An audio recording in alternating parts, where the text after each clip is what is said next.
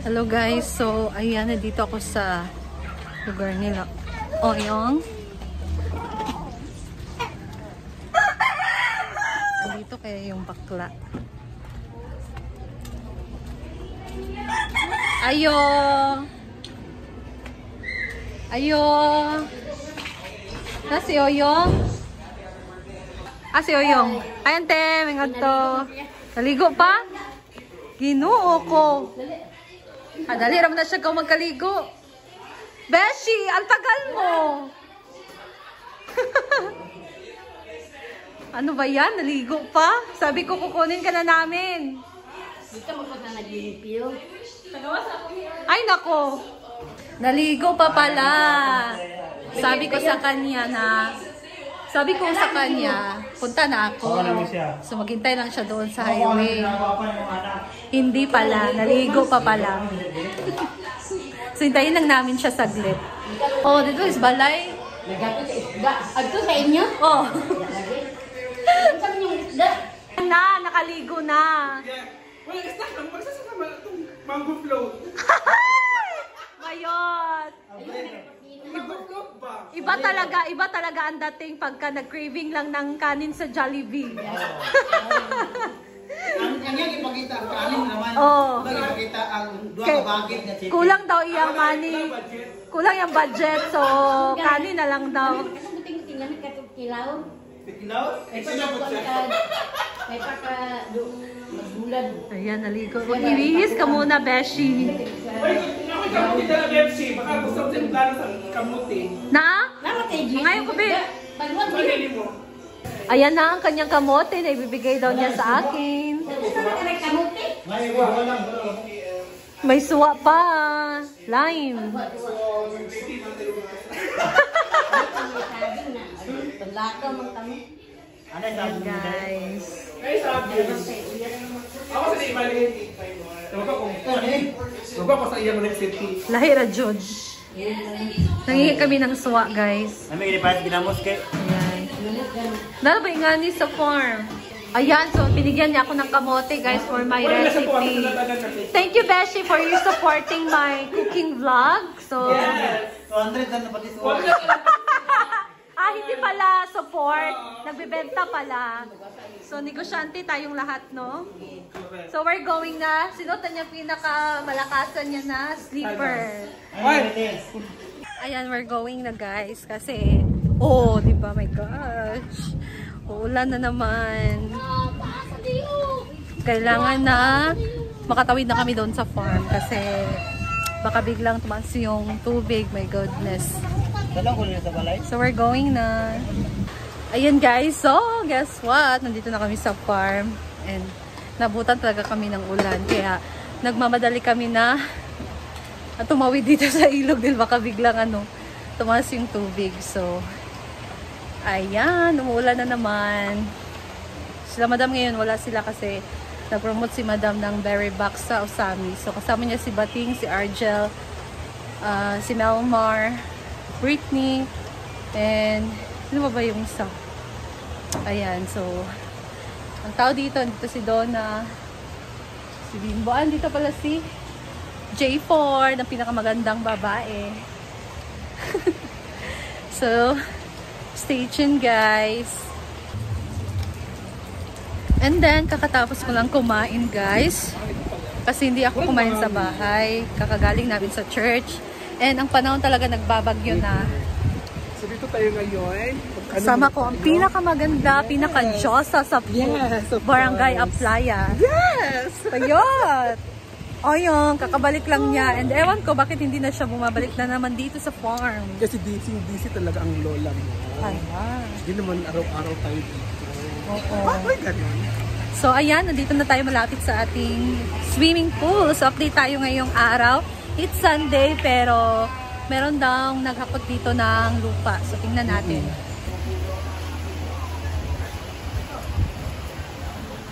Ayan.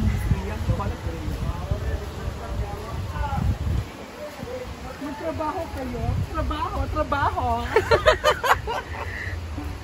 Yes. Ang ginawa nila, ha? Yuta, kumuha sila ng lupa, guys. Tambak ninyo dire? Okay. So, ngayong araw na to, Sunday, update natin dito sa farm.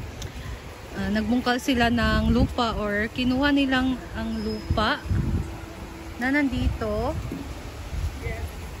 Nilagay nila dyan. Magtrabaho kayo, magtrabaho. Sa ating function hall. Ayan. Dapat nagpindom lagi ito sila gahapon. Nagkasuldo ni madam gahapon. Oo, tanaw, gani dali na kayo ang trabaho. Pas-pas. Basta merong manpower, madali talaga. Oo, madali talaga ang trabaho. So, itong mga bato na nandito, guys, kukunin pa yan siguro bukas. Kukunin na yan. And doon, no, merong dinagdag doon na binungkal nila na lupa. Para malalim yun medyo doon. So, ayan. Dito naman, dadagdagan niya ng another 1 meter. Si J4 dito, busy sa kanyang mga bulaklak. Ating mga bulaklak dito, diba? So, wala namang nagtrabaho ngayon kasi Sunday, bukas pa mag-resume yung work. And then, ang ginawa lang nila ngayon, mga hinaguan boys, naghakot lang sila ng lupa. Nilagay nila dito sa may function hall. So, ayan. Ayan. So, ito, yan ang munang update natin ngayon dito sa ating swimming pool na pinagawa ni Madam.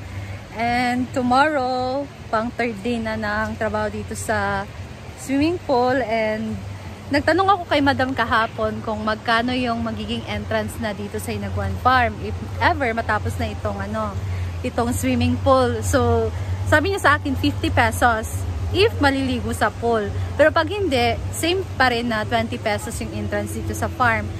And then, kasi yung ibang mga resort spring dito, guys, malapit dito sa amin, lalo na dito sa kabila, malapit lang, 70 pesos yung entrance nila. So, kay Madam, 50 pesos lang. And then, yun nga, tinanong ko siya kahapon din na, paano yung dam kung marami yung tao na papasok dito, marami mag-avail ng swimming pool. Hindi, 'di ba? Isa lang ang swimming pool ni Madam. So, yun, inisip niya din, lalo na sa lalo na pag opening. Sigurado talaga yan na maraming pupunta dito para ma-try ang pool. So, yan din yung isa sa tinanong ko sa kanya, and nag-isip din siya, kaya nga, iniisip niya na, ano kaya mangyayari? Parang ganun ba? So, we'll see na lang, or ano yung mga magagandang gagawin dyan para hindi overcrowded yung pool. Pagka-opening na dito sa swimming pool sa farm. So, dapat merong gagawin siya na plano, and if gusto nyo mag-suggest, guys, you can suggest, and baka pwede ko din i-share kay Madam. So, suggest lang kayo kung ano magandang gagawin sa opening para hindi crowded yung tao. 'Di ba? Kasi isa lang yung pool, unless kung same dito sa kabilang resort na marami yung pool nila. So, dito, isa lang yung pool pero bongga. And we'll see, for sure talaga na marami ang marami ang pupunta dito. So, suggest kayo, guys, anong maganda gawin sa opening dito sa farm if ever na ma-open na itong swimming pool para hindi crowded ang ating pool. Kung anong maganda, ilang person lang ang pwede or guests. So, ayan, guys, comment down below.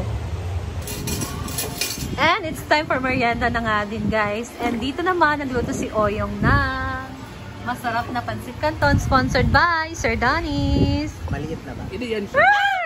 Masarap yan So, siya. i-partner nila yan ng fried rice with paksiw. Masarap nga siya kasi nga, alam ba anong sekreto ng paano masarap yung niluluto? Oh. Lagyan yan ng pag kumulo na yung tubig, lagyan mo ng plema. Walang plema, laway. Para balik-balikan ka. Ikaw lang sa. Ikaw lang kaon. Para balik-balikan ka ng minahal mo. Ayan. So, parang iba, parang hilaw or blooming ka, Jill. lagi blooming sa video, blooming siya. Dahil sa vitamin C and E. Hala! Vitamin C is good for my skin. Hala ba yun? And vitamin E good to myself. Laban lang. Ayan. Bilisan, Yaya. Si, vitamin C, magay po na si, ano, sikreto, magay po kayo. It's Yugo, babe. Or vitamin E. Ay, kita ka ni Karagwa. Yung. Ay, hala, yan po, yan po, Pailawan mo. Ayan guys, so meron na naman kaming another merienda. Ginawa ni Ate Rhea, donut balls. Ayan. So, snack na naman. Sobrang busog ko na. Napakasarap talaga ng Donut balls. donut. Sound. Busog, busog. Sobrang sarap.